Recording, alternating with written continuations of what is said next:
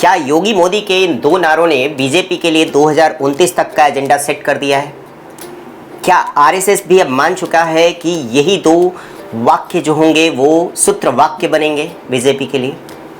ऐसा क्यों कह रहे हैं, इसके लिए आपको पूरी ये रिपोर्ट सुननी होगी। महाराष्ट्र, झारखंड में विधानसभा के चुनाव चल रहे हैं। यूपी में भी 9 सीटों पर उपचुनाव होने हैं। अब सिर्फ 4 दिनों का वक्त बचा है। 20 नवंबर को चुनाव होना है। सीएम योगी से लेकर अखिलेश तक धुआंधार प्रचार में लगे हैं। सपा जहां कुंदरकी, सीसामऊ और करहल जैसी अपनी गढ़ को बचाना चाहती है, तो वहीं बीजेपी 9 की 9 सीटें जीतने की कोशिश में लगी है। लेकिन कई सीटें चूँकि मुस्लिम बाहुल्य वाली हैं, इसलिए इन सीटों पर बड़ी तैयारी ज़रूरी है। लेकिन ये तैयारी कैसी होगी?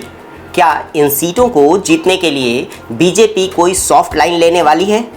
क्या मुस्लिम वोटरों को लुभाने के लिए पार्टी कोई अलग लाइन तय करने वाली है? उपचुनाव से तुरंत पहले आरएसएस पार्टी संगठन और योगी सरकार के बीच लखनऊ में एक बैठक होती है। उसमें बीजेपी की आगे की रणनीति पर चर्चा होती है। मुद्दा होता है कि 2027 और 2029 के चुनाव के लिए बीजेपी की क्या लाइन होगी। आरएसएस के सह सरकार्यवाहक अरुण कुमार संघ सरकार और बीजेपी पदाधिकारियों के साथ एक बहुत ही निर्णायक बैठक करते हैं और इसमें विधानसभा उपचुनाव के बाद बीजेपी के एजेंडे पर एक सहमति बनती है। इस बैठक में साफ हो जाता है कि बीजेपी अपनी राह से अब भटकने वाली नहीं है। पहले योगी और फिर मोदी ने जो एक नारे से कार्यकर्ताओं को राह दिखाई है, उसी को आत्मसात करते हुए आगे बढ़ना है।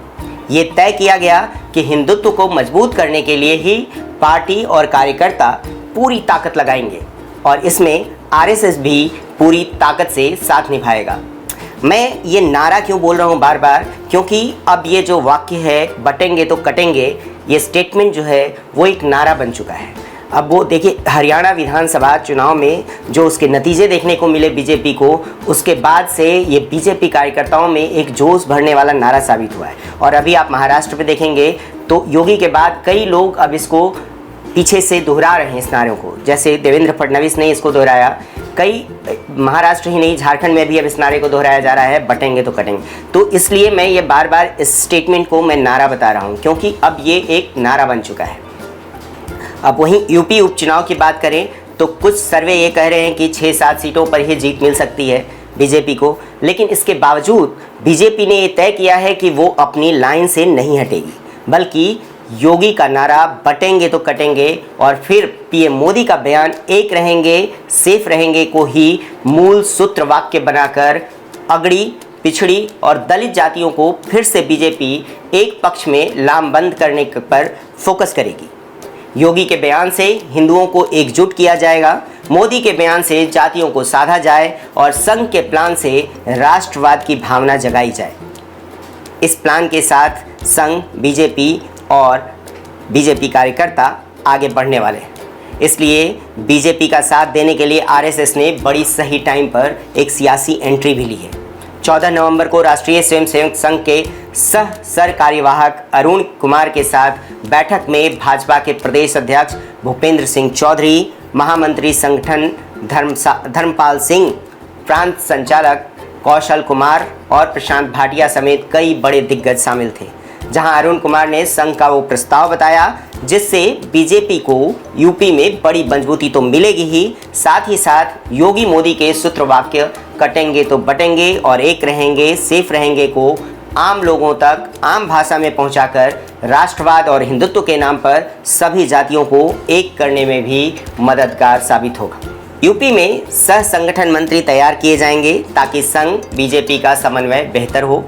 3 से 4 प्रचारकों को सह संगठन मंत्री बनाने के लिए बीजेपी में भेजा जाएगा।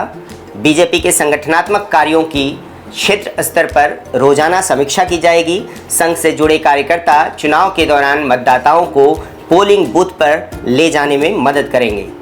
संघ से जुड़े करीब 36 सहयोगी संगठनों के सरकार से जुड़े मुद्दों का समाधान भी जल्द करवाने पर सहमति बनी है ताकि 2024 चुनाव में बीजेपी को जो नुकसान हुआ वो दोबारा कभी न हो। चूँकि अगले साल यानी 2025 में आरएसएस का शताब्दी वर्ष भी है, तो उसकी तैयारियां अभी से जारी हैं। जिला स्तर तक अपनी शाखाएं चलाने वाले आरएसएस ने अब पंचायत स्तर तक संघ की शाखा खोलने का प्लान तैयार किया है। अब गांव-गांव तक संघ का संदेश पहुंचाने की कोशिश है ताकि राष्ट्रवाद की नई अलख जगाई जाए।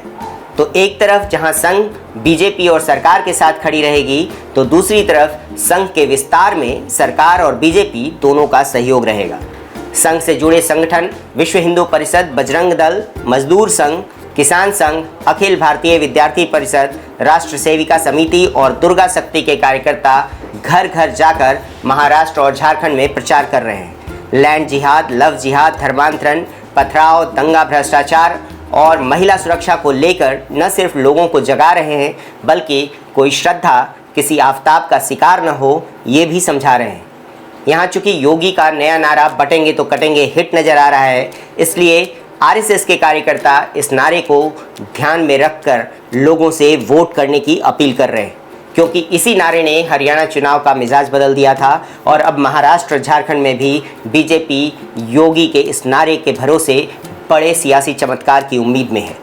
इस विधानसभा चुनाव और उपचुनाव के नतीजे क्या होंगे, ये तो 23 नवंबर को पता चलेगा, लेकिन फिलहाल बीजेपी आरएसएस ने योगी मोदी के नारे को 2029 तक के लिए अपना सूत्रवाक्य बना लिया है और इसको ज़मीन पर उतारने के लिए संघ ने अपने दूत भेजने शुरू कर दिए हैं।